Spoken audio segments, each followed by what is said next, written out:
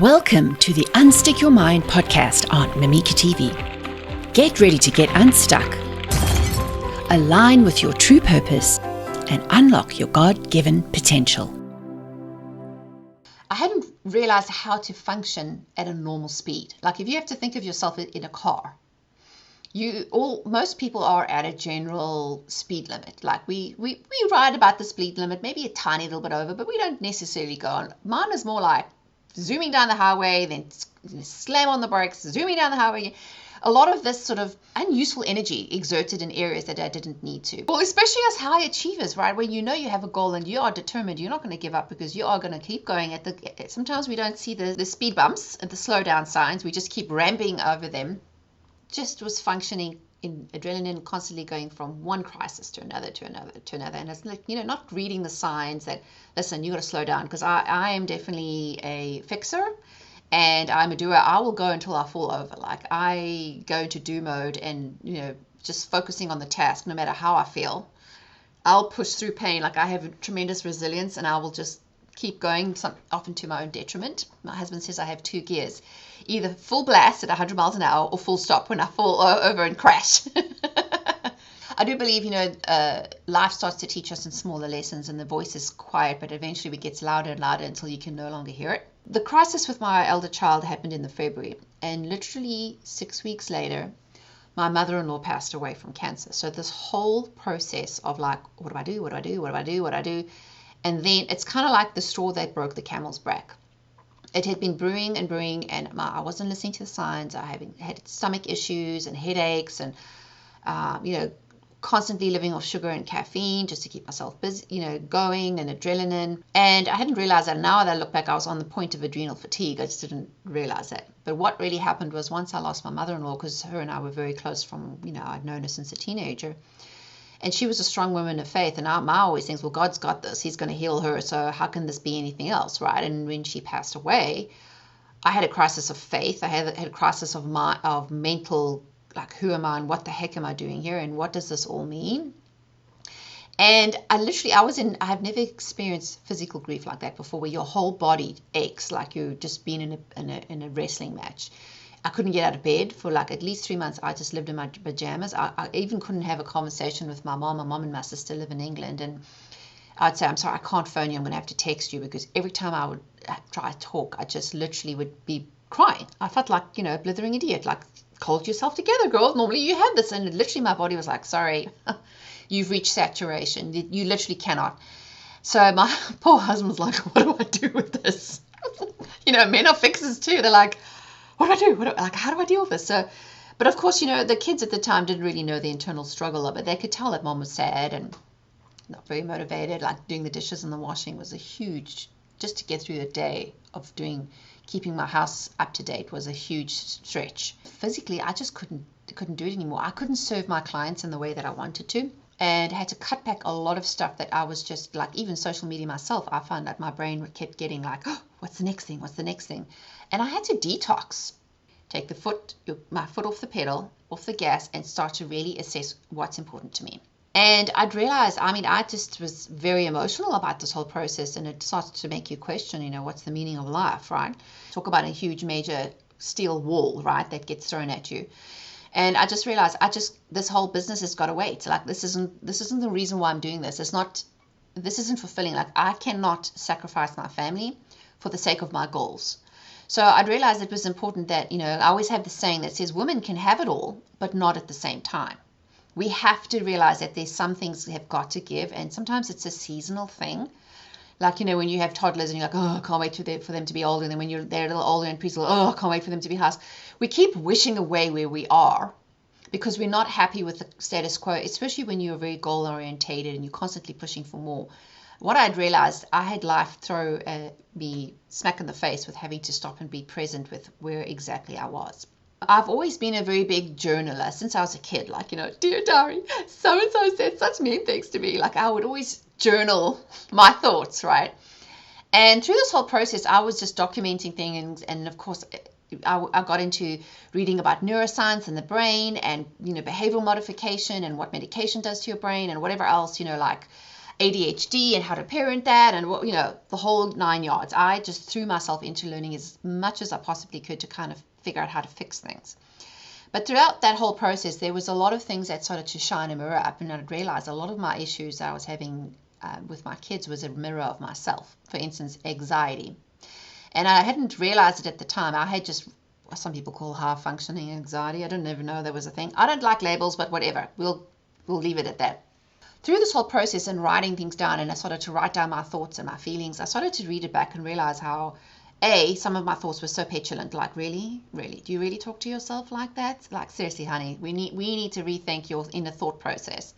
And to really start to see it because writing things down is so good for your brain. It helps you to slow down and process your thoughts. And when you start to see it on paper and you start to hear how you talk to yourself, you realize, this isn't so great. I wouldn't talk to someone like this. So this whole process is like what I would call an inner healing process, as I had to work through each piece for myself. Because, the saying, you've got to put your own oxygen mask on before you can help anyone else. Especially us moms, we are terrible at that. We want to help everyone and then we wonder why we're gasping for air. Well, I'd find I had to do that first. I really had to spend some time with self-care and understanding. And so what I did is I closed my business for like 18 months. I did nothing. Shut down my business accounts. I took off all the pressure off myself. I stopped updating on social media. And normally I'm very social. And I thought the world would come to an end. But honestly, nobody really noticed unless they were very close to me. Most people don't care what you post on social media. Most people are more interested in their own lives. So we obsess.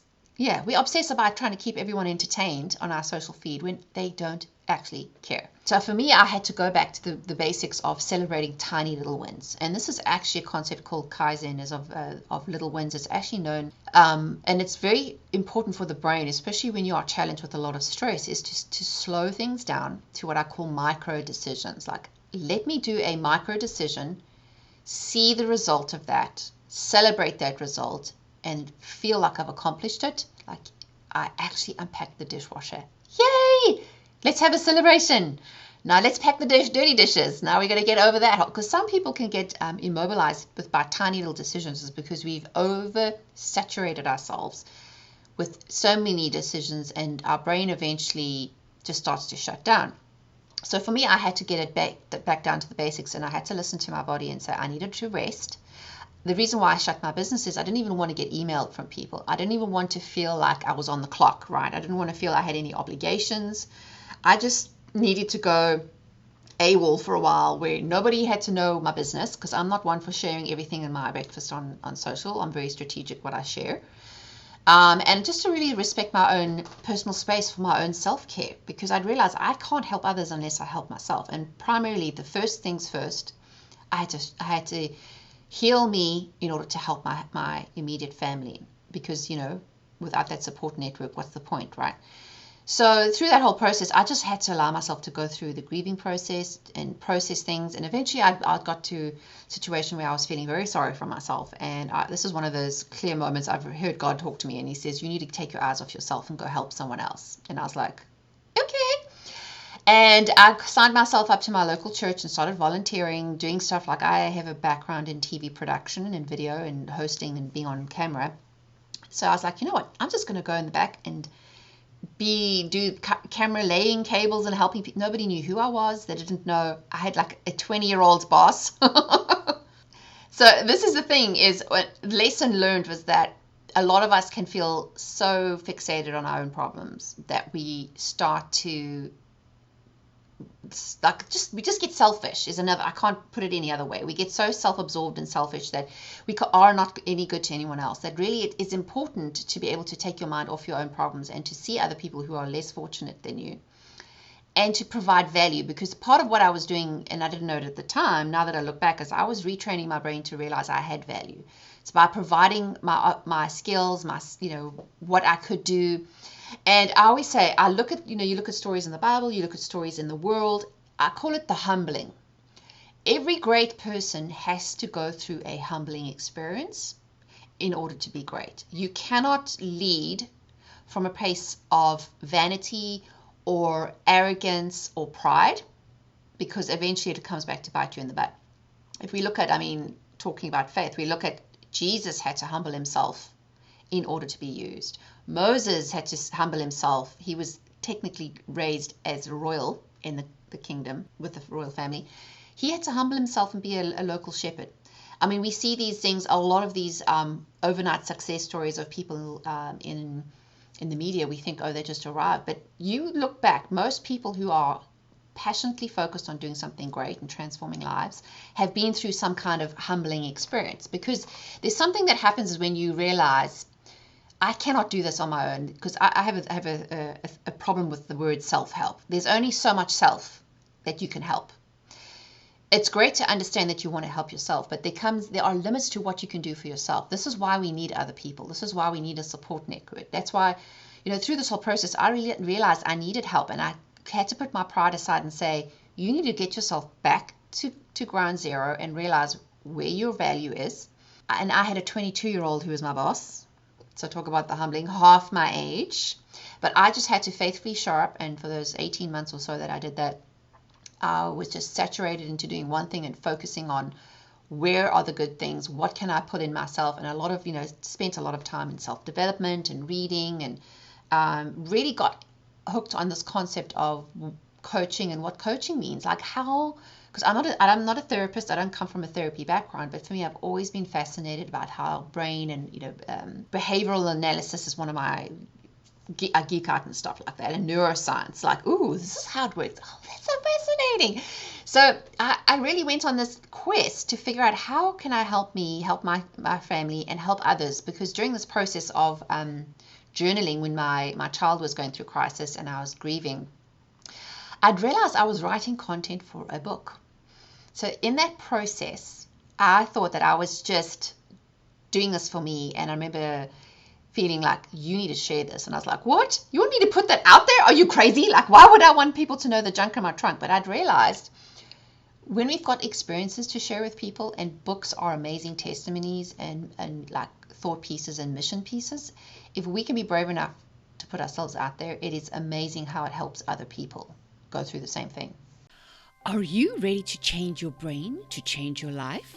Discover how to break limiting beliefs, stop self-sabotage, and unlock your full potential by rewiring your brain using neuroscience, coaching, and faith-based principles. Come and join my coaching program, Unstick Your Mind, today.